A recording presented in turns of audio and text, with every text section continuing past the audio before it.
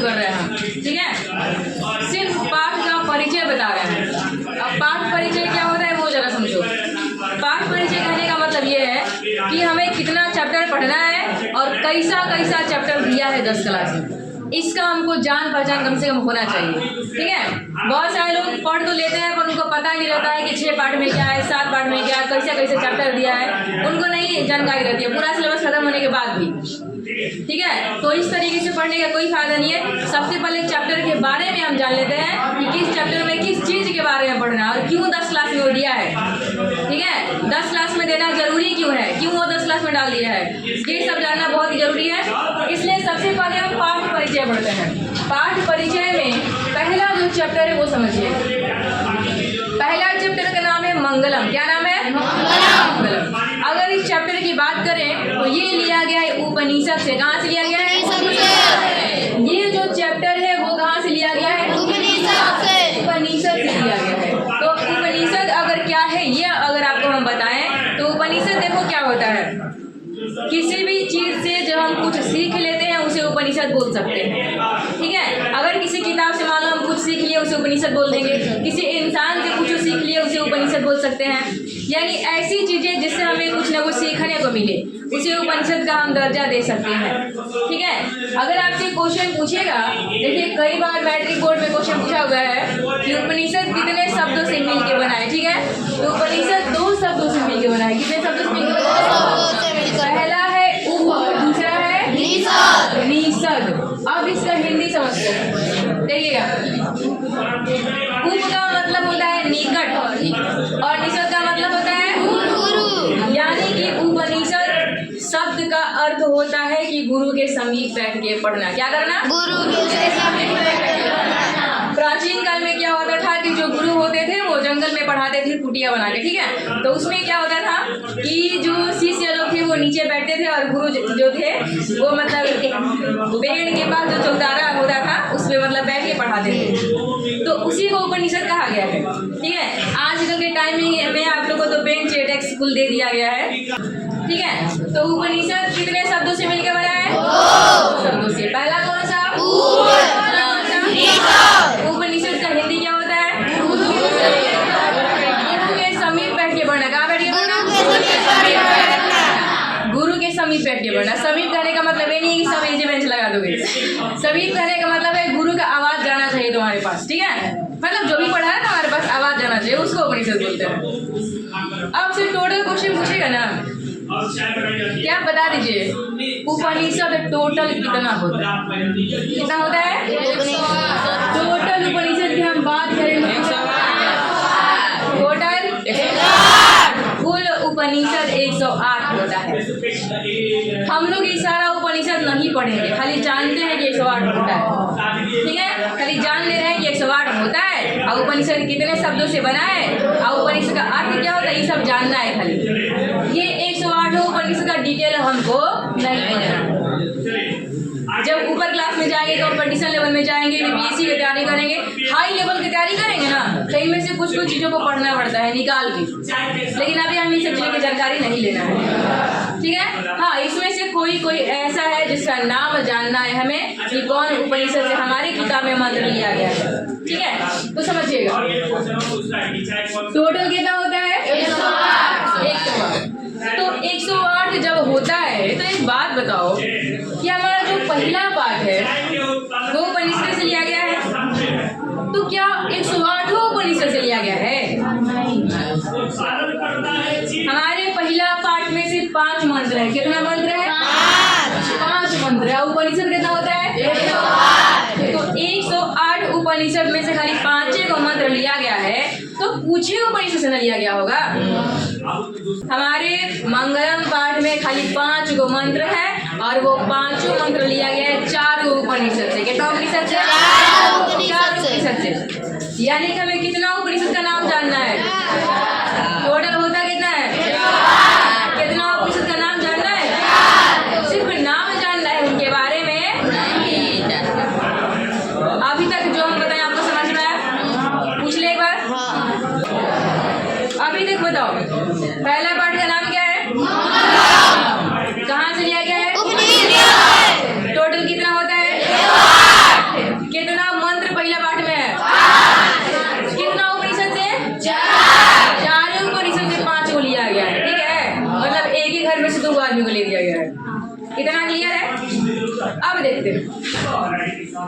कि उपनिषद जो चालू हो गई का पिटापट होने। देखो उपनिषद के रचयिता कौन है, यानी किसके पास इतना खोपड़ा है जो 108 उपनिषद लिख दिया है। आओ उसके बारे में देखते हैं। उसका नाम है महर्षि वेद व्यास। क्या नाम है? वेद व्यास। आजकल के टाइम में किसी के पास इतना खोपड़ा नहीं है कि लिखेगा। आजकल के टाइम में जितना भी खोपड़ा उस सब खोपड़ा में सिर्फ यही चल रहा है, क्रिस वगैरह सुनेगा ये सब नहीं चल रहा है। ये सब आएगा ही नहीं दिमाग में, यही सब आएगा बस। हमारा देखो ब्रेन आजकल के टाइम में कैपेसिटी इतना कम हो चुका है ना कि डाउनलोड ही सब होगे नहीं करे। यही डाउनलोड होगा, दिल ना दिया ये गाना है ना, यही डाउनलोड होगा। ये तो होगा ही नहीं, इससे मतलब बातें छोड़ दो। पहले के जमाने की अगर बात करें तो दिमाग देखो, एक मिनट, ऐसा बात नहीं है कि जो मुंडा बड़ा बड़ा होता था हम ही लोग के जैसा होता था, लेकिन ये सब मोबाइल नहीं था, व्हाट्सएप नहीं था, इंस्टाग्राम नहीं था, फेसबुक नहीं था, फ्री फायर नहीं था, ये सब नहीं था, ये सब नहीं था। एक मिनट, जब नहीं था ना लोग खाली टाइम पे तो सिर्फ इसी सब में खोपड़ा लगाते थे, सिर्फ इसी में, ठीक है, सिर्फ यही सब में खोपड़ा लगता था। लेकिन भाई आजकल तो ये सब स्क्रॉल करने से भाई हम लोग को टाइम ही नहीं मिलता है कि सब में खोपड़ा लगाएंगे। क्लास में पढ़ा दिया जा रहा है, उन्हें याद करना भारी हो जा रहा है, कैसे याद करें, तो इधर कहाँ से दिमाग लगेगा। तो भाई महर्षि वेद व्यास का बहुत बड़ा खोपड़ा था, उन्होंने 108 उपनिषद लिख दिया। कितना लिख दिया? आपसे क्वेश्चन पूछे, उपनिषद किसने लिखा है? उपनिषद के रचयिता कौन है? ठीक है, एक और बात पूछ देंगे कि एक बात बताओ, उपनिषद तुमको पता चल गया किसने लिखा है, एक और चीज बता दो, ये पहला पाठ किसने लिखा है? तो अभी बता दें एक बात, ये कॉपी है, इस कॉपी के हर एक पेज पर हम लिखे हैं, माने कॉपी मान लो हम ही खत्म कर दिए, हर एक पन्ना पे हम लिखे हैं। ऐसे में से मान लो कोनो आया पूछ दिया हर पेजों पे के लिख ले है, जब सब पेजवे पे हम लिखे हैं तो कोनो पेज निकाल के पूछो, नाम तो हमरे ना आएगा। वही बात है, जब पूरा उपनिषद के महर्षि वेद व्यास ने लिख दिया है तो पाठवा तो वही में से लिया गया है, तो उसको कौन लिखेगा? कौन लिखेगा? इतना में दिक्कत है? नहीं दिक्कत है ना।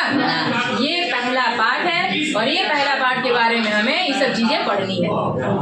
ये सिर्फ परिचय पढ़े हैं, चैप्टर नहीं पढ़े हैं। दूसरा में क्या पढ़ना समझिए, दूसरा का नाम है पाटलिपुत्र वैभवम। क्या नाम है? तो पाटलिपुत्र वैभवम के बारे में जरा समझिएगा। क्या पाटलिपुत्र वाले होता है पटना, क्या होता है? पटना। दूसरा चैप्टर में हमें पटना के बारे में पढ़ना है, अर्थात क्लास में बैठे बैठे पटना का टूर करना है, ठीक है, पूरा पटना, पूरा गोलघर, पूरा चिड़ियाघर जितना है सारा क्लास में बैठे बैठे हम लोग सैर करना है। दूसरा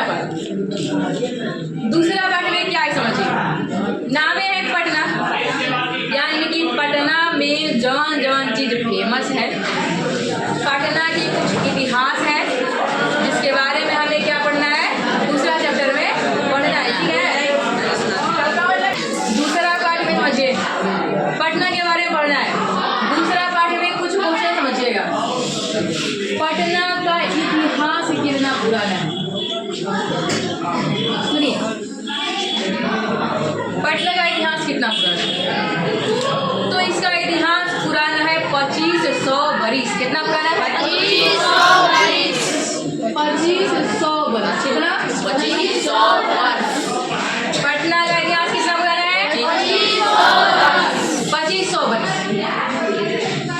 देखो दूसरा पार्ट में ना दो क्वेश्चन ऐसा है जो पूछेगा तुम कंफ्यूज हो जाओगे। अब वो कंफ्यूजन दूर करने के लिए समझो कि क्या क्या है है। एक क्वेश्चन तो आपसे ये पूछेगा कि पटना का इतिहास कितना पुराना है, तो क्या आंसर देंगे? 2500। दूसरा क्वेश्चन आपसे ये पूछेगा कि बता दीजिए पटना जो है उसका विकास जो था वो कितना वर्ष तक रुक गया था? क्या पूछेगा? विकास कितना वर्ष तक रुक गया? कितना वर्ष का क्या हो चुका था? रुका था। कितना वर्ष तक रुका था? ये आपसे पूछेगा। तो इसका आंसर हम करेंगे 1000 वर्ष। कितना करेंगे? 1000। अभी याद नहीं होता है, बहुत सारे लोग कंफ्यूज होते हैं, तो कंफ्यूज नहीं होना है क्योंकि ये दोनों क्वेश्चन बहुत इंपॉर्टेंट क्वेश्चन कई बार पूछा है, कभी कभी दोनों पूछ देता है। ठीक है, तो समझिए इधर। पुराना पूछे 2500। एक मिनट, अगर कोई चीज पुराना होगा तो जाहिर सी बात है क्यों ज्यादा होगा, है ना? अगर कोई चीज पुराना होगा तो जाहिर सी बात है क्यों ज्यादा होगा। तो पुराना पूछेगा तो क्या आंसर देंगे? ठीक है, नेक्स्ट आगे। जब कोई चीज रुक जाएगा तो जाहिर सी बात है कम होगा ना? रुक जाएगा तो क्या होगा? और पुराना होगा तो क्या होगा?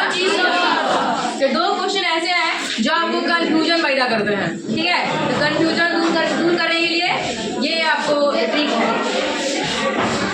याद रहे कि बाद में पूछ के आप पीटेंगे भी। अगर पुराना पूछे तो क्या आंसर देंगे? 2500। पुराना तो ज्यादा होगा ना? पुराना पूछे तो 2500। रुक गया पूछे तो 1000। पटना के बारे में रुक बहुत इंपॉर्टेंट क्वेश्चन है। और दूसरा बात में बस इतना ही पढ़ना है पटना के बारे में। पटना में घूमने वाला कैसा चीज है, ठीक है? इसके बाद देखने वाला कौन कौन सा चीज है? पटना में पर्यटन करने लोग काहे जाते हैं, ऐसा का है पटना में लोग जो घूमने जाते हैं। ठीक है, ये सब चीजें हमको देखना है। दूसरा बार में यही सब सीखना है।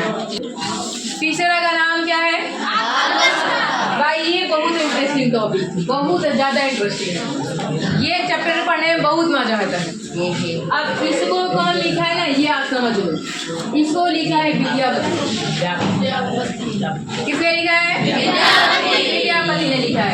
आप जरा समझिएगा, आलस कथा एक ऐसा चैप्टर है जिसमें हमें बताया गया है कि हमें आलस नहीं करना है। ठीक है, हमें आलस नहीं करना चाहिए और ना ही आलस का त्याग करना चाहिए। ठीक है, यानी कहने का मतलब ये है।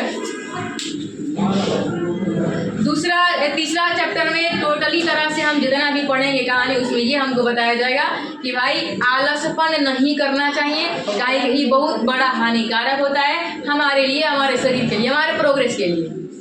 ठीक है, तो इस चैप्टर में एक ऐसी कहानी है जिसमें दिखाया जाएगा कि आलसी कैसे कैसे होते हैं और किस तरह के लोग देहचोर होते हैं। ठीक है, देहचोर लोगों को ही आलसी बोलते हैं। आलसी कोई और नहीं होता है जो काम में देहचोरी करता है, आज के काम कल करेंगे, कल का परसों करेगा, छोड़ो कर भी नहीं करेंगे, कौन जरूरी है। वैसे लोगों को ही आलसी बोलते हैं। ठीक है, तो इस चैप्टर में वही बताया गया है। चलिए बताते हैं। एक टाइम की बात था कि 2-3 दोस्त एक जगह बैठे हुए थे। ठीक है, और आम का पेड़ था और 2-3 दोस्त बैठे हुए थे साथ में। तब तक क्या हुआ कि एक आम उस पेड़ से गिरा। जब आम उस पेड़ से गिरा तो भाई तीनों के तीनों महादेव चोरदम फैल गए। मतलब पूरा आदम अलहदी आलसी जोन खा लीजिए, तीनों की तीनों 3 मित्र बैठे हुए थे। तब तक एक आम टूट के गिर गया। जब गिरा तब तेरे को क्या बोला? सुना ना, कोई जा आम गिर बजा लेके आओ। अरे मर्दे खाए जी लेके आओ। दूसरा क्या बोला? लाज देखे लागत कहे में हम तारा संग ही पढ़ते बैठे जाना तू ही लेके आओ। एक काम करे, सिर्फ ले के मत अच्छी लिखा हमारा खियाइयो दिया। तीसरा बेचारा बचा था एकदम अल्ट्रा प्रो मैक्स आलसी, इतना आलसी वो क्या करे भाग तो बहुत देर चोर बढ़ा जाए। हम बैठे बनी एकदम आराम से, तो नहीं ज्यादा लेके आओ जा, अच्छी लेके मत खिए जा, जूस बना के पिया क्या करिए जा, जूस पिला दीजिए। क्या करिए जा, कौनो नहीं गया तीनों में से उठ के। कहावत भोरे ना खाए जिया, लेकिन उठ के तो भाई ना दिन जगह से कौनो नहीं गया। ठीक है, तो ये होता है आलसी। लेकिन ई पार्ट में ना बहुत ज्यादा अल्ट्रा प्रो मैक्स आलसी है, बहुत ज्यादा, एक औरों से ज्यादा है। अभी तो सिर्फ आई सब कोई घाटा नहीं हुआ, खाली इतना घाटा हुआ कि खाया नहीं, ये ना घाटा हुआ। लेकिन ई चैप्टर में इतना आलसी है ना कि बेचारे को ये भी नहीं पता है कि ई सब का मानना है कि मर जाएंगे लेकिन जगह से उठेंगे नहीं। यही मानना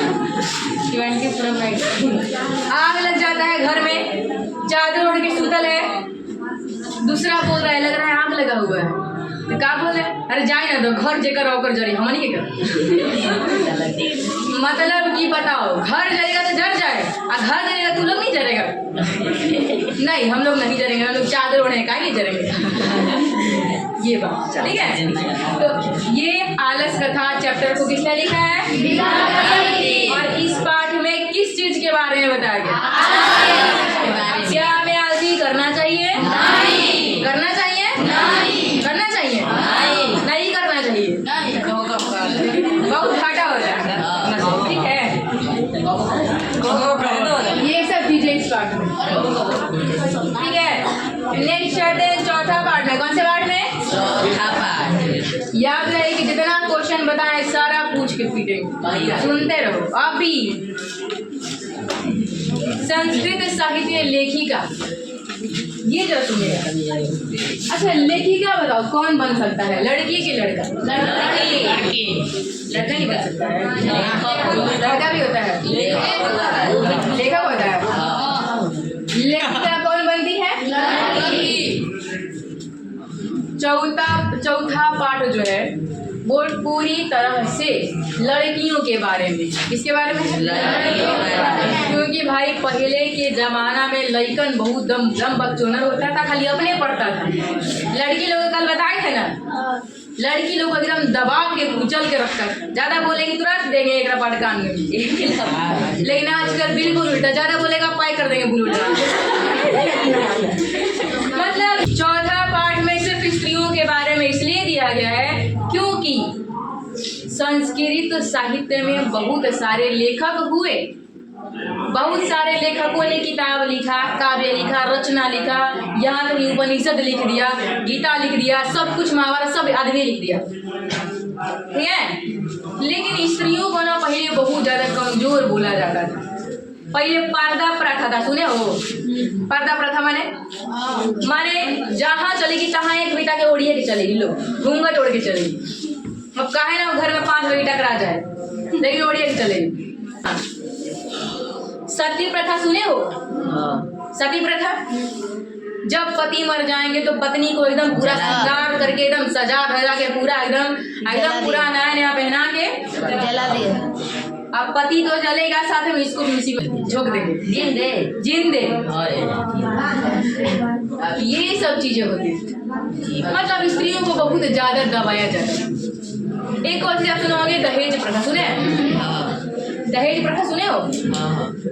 जब तुम्हारा हाथ गोड़ मुंह नाक सब सही सलामत है तो पूरे से कमाओ ना, दूसरे लोग को दबा रहो ना, 2 लाख के दूर तुमको मार देंगे, तुमको जला देंगे। अब कितना हुआ है रियलिटी में, कितना हुआ है?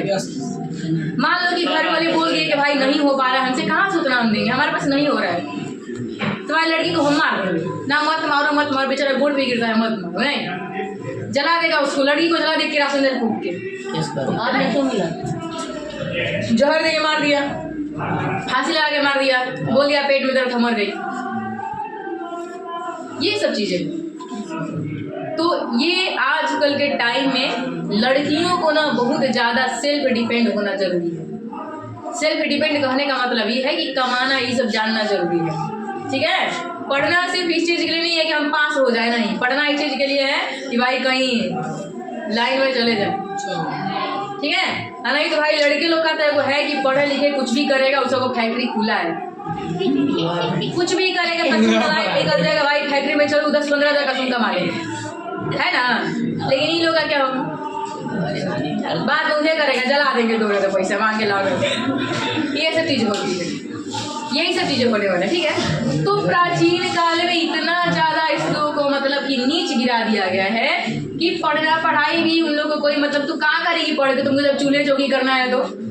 इसके ऊपर बहुत सारा प्रेशर था, नहीं करना है नहीं करना है नहीं करना है, पढ़ना नहीं है तुमको क्या करेगी पढ़ के, नहीं पढ़ती थी। उसमें भी कुछ लड़कियां हैं जिसने आवाज उठाया कि नहीं हम पढ़ेंगे, क्या नहीं पढ़ेंगे हम, भले खाना बनाना है तब हम पढ़ेंगे, गौ रोटी बनाना है वैसे नहीं होगा, पढ़ेंगे लेकिन पढ़ेंगे।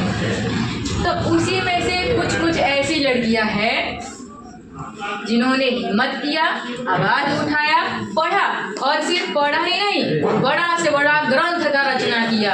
उन्हीं सब महान लड़कियों के बारे में हमें इस पाठ में, इतना में कोई दिक्कत है? अब जितना पढ़ा एक बार पूछ लें ना, एक ही पूछ लेंगे, एक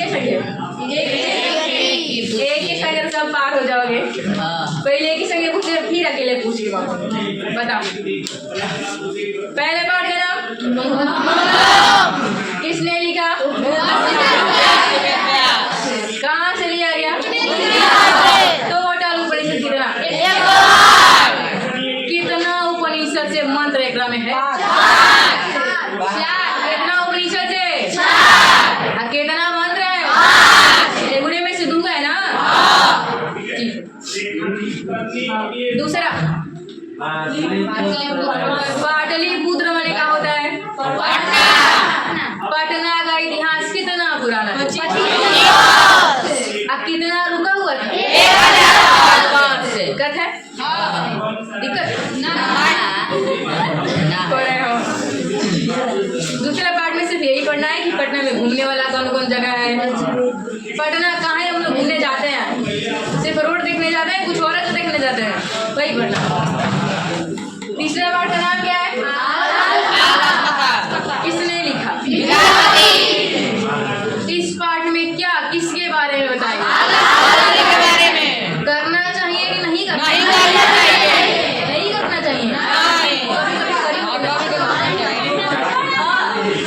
जाड़ा के दिन में आटा के में सुबह नहीं करना चाहिए, बाकी नहीं करना चाहिए। यहाँ पे 4 पार्ट में किसके बारे में पढ़ना है, कैसी लड़कियों के बारे में, जिन्होंने ग्रंथ लिखे हैं, जिन्होंने खराब परिस्थिति होने के बावजूद भी आवाज उठाया, हिम्मत किया और आगे चल के महान कवियत्री बनी।